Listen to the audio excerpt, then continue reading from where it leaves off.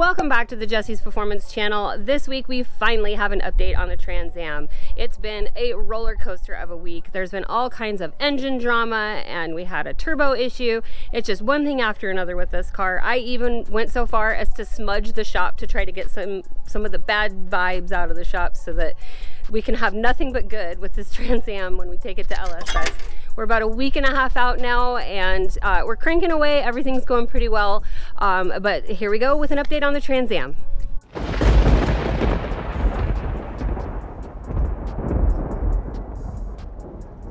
Little recap.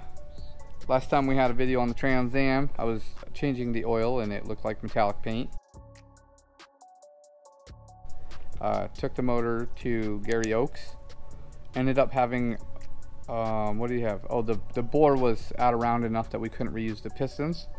I have special 15-degree pistons in this car to line up with the 15-degree heads, so we couldn't get a shelf piston for that, so we ended up trying to use Old Blue's block because it was a standard bore and it was a good motor that dropped a valve. Well, it turns out that it spun all the main bearings in it at the same time.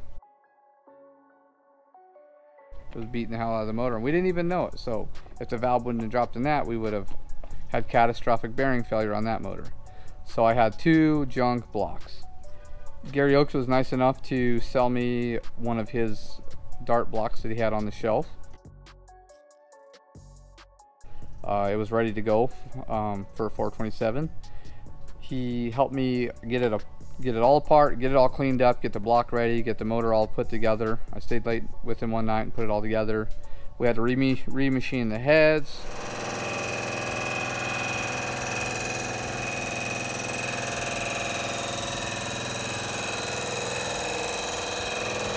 We had to remachine the intake manifold. So we got our safety goggles on, Matt and I. Because we have to take this Frankenstein intake and we have to sand the sides of it down to fit into our freshly milled Frankenstein heads. Unfortunately, the heads, when I bought them, were 25 thousandths difference in side-to-side height somehow. It missed, I don't know, whatever. So Gary Ochs and I, we milled them down, we got them matching perfectly. So now I have to clearance the intake to fit down in there. I don't know if this is the most scientific way to do this. It is when you have goggles on. But like we have these badass goggles on. So yeah, so we're gonna see what we can do. We just need lab coats. Ooh, yes, lab coats would be cool. Oh yeah. All right. Can you see? I can see. Can you see? Oh wait, I gotta get this harness up out here though. Let me see if I can hook her. Hook her. Whoa, what are you doing, Matt?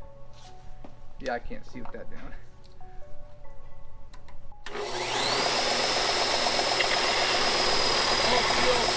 it's all right.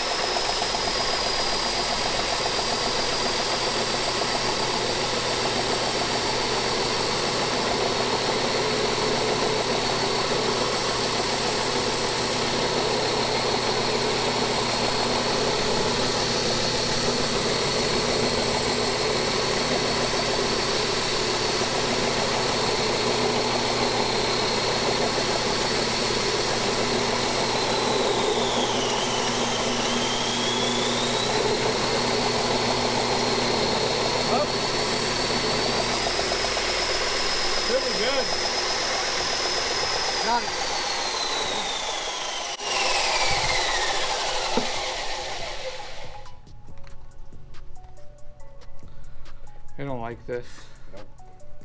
But it should work. Fortunately, we're not sanding on a very, very vital part of this. It's actually just extra material that they put on there for, I don't know why. Probably just to make it easier to cast. How's that aluminum taste? It's not as good as steak, but it's a lot better than Brussels sprouts. So, yeah. What are you doing? What are you doing? I'm trying to put this intake on. I mean, even. Did it go? It went. Just enough. It's in? Oh man, it's like so, it's touching. That's perfect.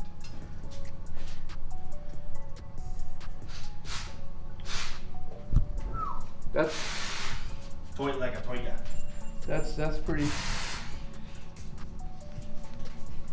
I think I get into my holes there. Yeah. I think that's gonna work. While it was apart, I took the turbo, the one turbo that I had on the passenger side that was giving me a little bit of trouble. Took it to FP to have them do a health check on it. I brought my turbo back over to Ochs Performance to get the Zona rotor looked at. They rebalanced it and make sure everything was good for me, so we're good to go. Let's get out of here. It was just, it's been a lot of work. And last night we had it on the dyno. I was pumped, everyone was pumped, we were ready to go. Had a little bit of problem, had a little bit of problem, had a little bit of problem. Now we're crank sensor, crank sensor, crank sensor.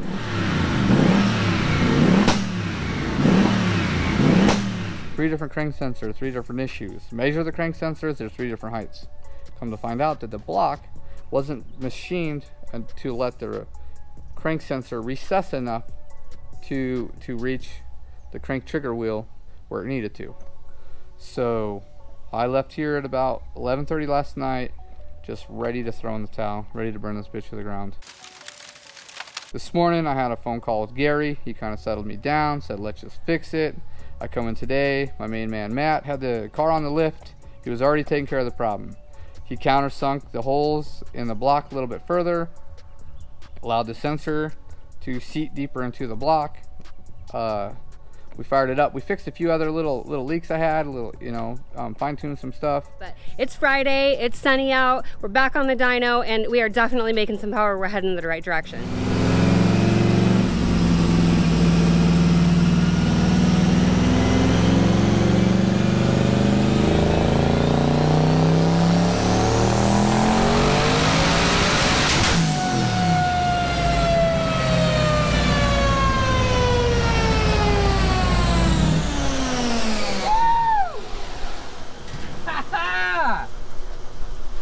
God damn, man! Wow! You're like right there at 1400. God damn it! Fuck! And it was still spinning. Dude. You can see where it started to spin. Nothing but happiness coming from me. We were up, I think, 40 horsepower on just the gate, and we're up over 200 horsepower on the exact same tune-up, same boost setting, same everything as the old motor. So obviously it was not happy, and it's much happier with what it has now. It made 1394 with over 1,000 foot-pounds of torque.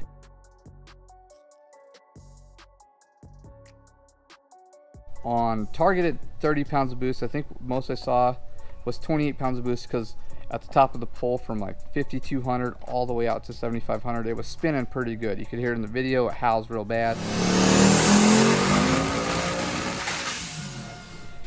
We even tried putting pickle juice or skinnies or something on the skinnies. Yeah. We put skinnies on the rollers.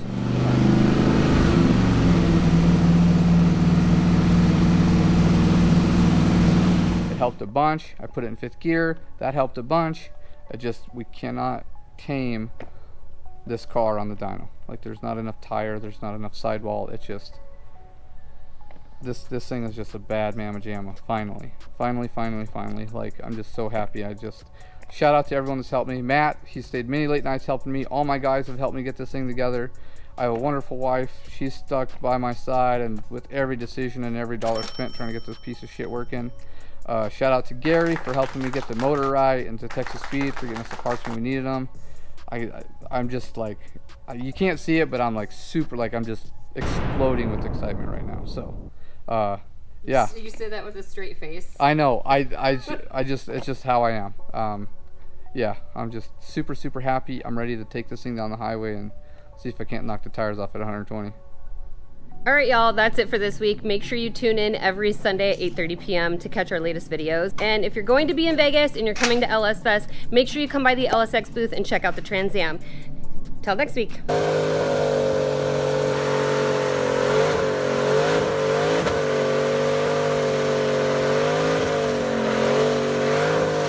So I am a little bit of a spiritual person. I do believe in positive energy and the impact that we have on the universe. And yesterday I met a new friend, and telling her some of the crazy things that happened at the shop and to the cars and, you know, our cursed Trans Am, she reaches down into her drawer and she pulls out this giant piece of sage. This is not a joint. This is a piece of sage. She told me to take it back to our shop, smudge the shop, kind of get rid of any bad omen and bad energy that we've got here. The Trans Am is, we've been really saying it lately, it is cursed. It is absolutely cursed. Bad things always happen to this car. So let me get a better hold on here. All right. Rid of any negative energy. Bring only positive things. Any bad juju, any bad omen. We want nothing but positive things to come for the Trans Am. Oh look, it's got seatbelts now. Nothing but positive things to come. Our trip to Vegas is going to be a success. We're going to have success on the dyno tonight. It's going to make great power with our new great engine. Any bad omens. This car is a bad omen, so I'm going to bring nothing but positivity.